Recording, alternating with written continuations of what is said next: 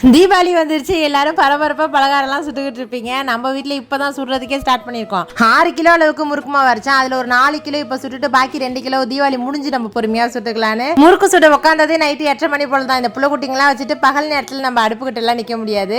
அதனால நம்மளுக்கு ஏற்ற டைம்னு பார்த்தா அது இரவு நேரம் தான். இந்த முறுக்கு மாவுல எள்ளு சேர்ப்போம்ல, வறுத்த எள்ளுன்னா இருக்கும். அதை நம்பி நம்ம போட்டோம்னா அப்படி டப்பு டப்புன்னு வெடிக்க ஆரம்பிச்சுட்டு எனக்கு அந்த அனுபவம் அதிகமாக இருக்கு. அதனால இந்த தடவை என்ன பண்ணேன்னா லைட்டாக அப்படி பொன் வரும்ல எள்ளை வறுத்து மாவுல பிசைஞ்சு சேர்த்தேன். ஒரு வெடிப்பும் இல்ல, நல்லா அப்படியே இருந்துச்சு. ஏன்னா 2-3 தடவை நான் வெடிப்புலலாம் மூஞ்சிலலாம் எண்ணெய் வாங்கியிருக்கேன். இந்த தடவை தான் எண்ணெய் எதுவுமே படாம முறுக்கு ஃபுல்லா சுட்டுட்டேன். இந்த 4 கிலோ மாவை சுட்டு முடிக்கிறதுக்கே நைட்டு 11 மணி போல ஆயிடுச்சு. மழை அப்பப்போ கொஞ்சம் கொஞ்சம் தூரிக்கிட்டு தான் இருந்துச்சு. மழை வந்துருந்துச்சுன்னா அந்த முறுக்குங்கிறது சுட்டுருக்கவே முடியாது. ஏன்னா ஷெட்டில் உட்காந்துருந்தா ஃபுல்லா சாரல் அடிச்சு அடுப்பு எரியாம போயிருக்கும். அதை சுட்டு முடிச்சதுக்கு அப்புறம் அதிரசமும் சுட்டுட்டேன். தேங்காய் பால் முறுக்கும் சொல்லலான்னு பார்த்தேன். எல்லாத்தையும் ஒரே தடையா செஞ்சிருந்தா தீபாவளி அன்னைக்கு சுத்தமா ஏந்திரிக்கவே முடியாதுன்ட்டு இந்த 2ஓட முடிச்சுக்கிட்டேன். இது அப்படியே உங்களுக்கு லாங் வீடியோவே ஷேர் பண்ணியிருக்கேன். இந்த வீடியோக்கு கீழே லிங்க் இருக்கும், பார்த்துட்டு எப்படி இருக்குன்னு மறக்காம கமெண்ட்ல சொல்லுங்க.